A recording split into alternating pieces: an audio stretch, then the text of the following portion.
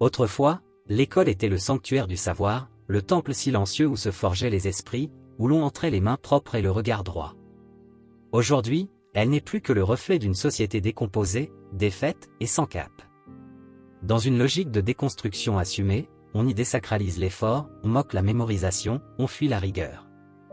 Jadis, les enfants sortaient du primaire en sachant lire, écrire, calculer. Aujourd'hui, ils quittent le CM2 incapables de distinguer un verbe d'un adjectif. On les abreuve de concepts modernes, de méthodes ludiques, d'égalité forcée, mais on leur refuse le socle même de la langue maternelle et du raisonnement. Ce texte est une plongée dans la décadence de l'enseignement primaire et secondaire, en comparant le modèle actuel à celui en vigueur durant la Seconde Guerre mondiale. Il s'agit non d'un simple pamphlet, mais d'une analyse engagée, nourrie de chiffres, d'anecdotes et d'une volonté farouche de réhabiliter ce que l'on appelait autrefois l'instruction. Un renversement complet de la logique pédagogique. Dans les années 40, l'école était rigide, codifiée, parfois austère.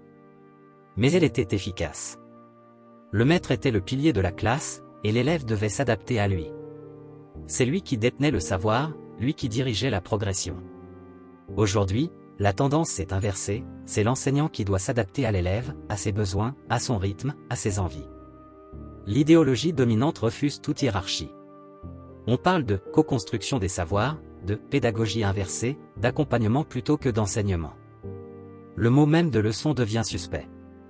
À la place, on organise des ateliers collaboratifs, des activités par projet, souvent sans réelles attentes claires. Le résultat ? Une désorientation totale des élèves, qui n'ont plus de repères fixes, plus de structure, plus de cadre solide pour s'élever. L'abandon de la mémorisation et du drill. Le drill, cette méthode rigoureuse de répétition et de mémorisation, a été balayée par le vent de la modernité pédagogique. Pourtant, apprendre par cœur n'est pas une tare. C'est un entraînement de la pensée, un exercice de volonté, une gymnastique intellectuelle. En 1943, un élève de 10 ans connaissait les conjugaisons des principaux temps de l'indicatif, récitait des fables entières, savait les départements français et les fleuves par ordre géographique. Aujourd'hui, on entend que la mémorisation est inutile, tout est sur Internet. Mais on oublie que pour comprendre, il faut des données internes.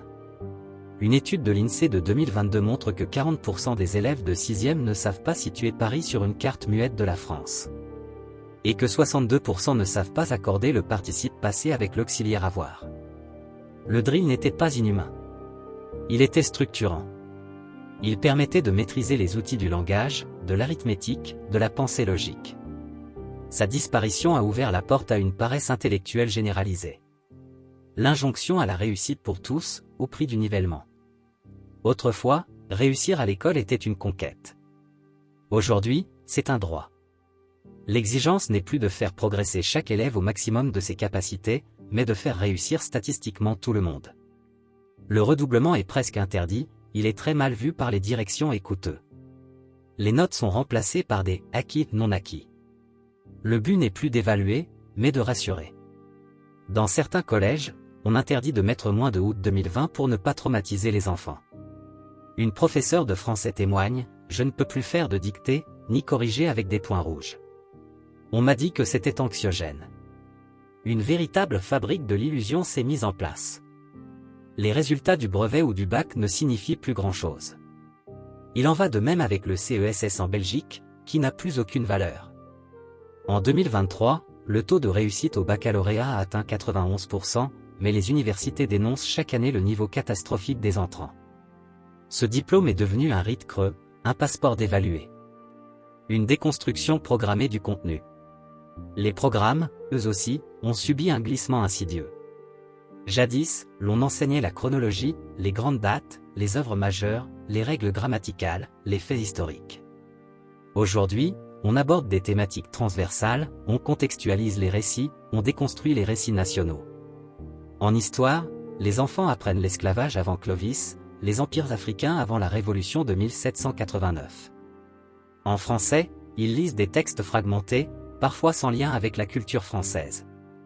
Un enseignant parisien témoigne en 2025, on me demande d'étudier des poèmes de rap, mais pas Baudelaire. On favorise l'oral, le ressenti, l'interdisciplinarité. Mais tout cela repose sur du vide, car les fondations ne sont plus solides. L'élève ne sait plus faire une analyse grammaticale, poser une division, comprendre un texte. Des professeurs décrédibilisés, déstabilisés et isolés. Autrefois, l'instituteur était un notable. Sa parole était écoutée. Aujourd'hui, le professeur doit se justifier en permanence. Chaque parole peut être contestée par un parent, signalée à la hiérarchie.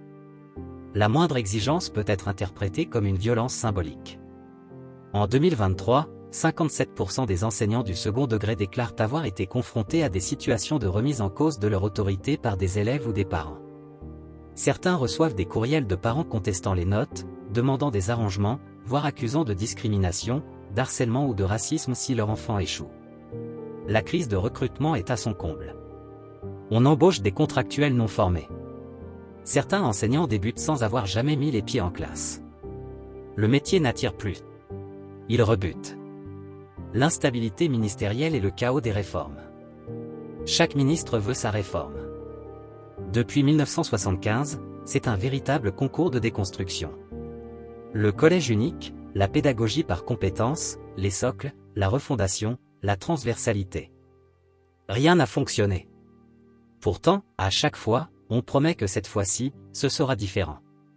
Mais la vérité est simple, aucun ministre ne veut affronter le problème de fond, qui est le refus de l'effort, le rejet de l'exigence, l'obsession de l'égalité au prix de la médiocrité. Je ne parlerai même pas ici de l'abandon de la culture humaniste. Ni de l'instauration d'options ridicules qui sont en totale inadéquation avec le monde du travail. L'enseignement moderne est souvent une fabrique de chômeurs en puissance. Bref, l'enseignement primaire et secondaire est entré dans une spirale de décadence. Il ne s'agit pas de regretter un passé figé ou de défendre un autoritarisme stérile. Il s'agit de rappeler que sans exigence, il n'y a pas de transmission, sans cadre, pas de liberté, sans effort, pas de savoir. Il est temps de sortir de l'hypocrisie. De réhabiliter les fondamentaux. De restaurer l'autorité des enseignants. De replacer le savoir au cœur de l'école. Car un pays qui ne forme plus ses enfants est un pays qui s'éteint doucement. Merci de bien vouloir liker cette vidéo et surtout de vous abonner.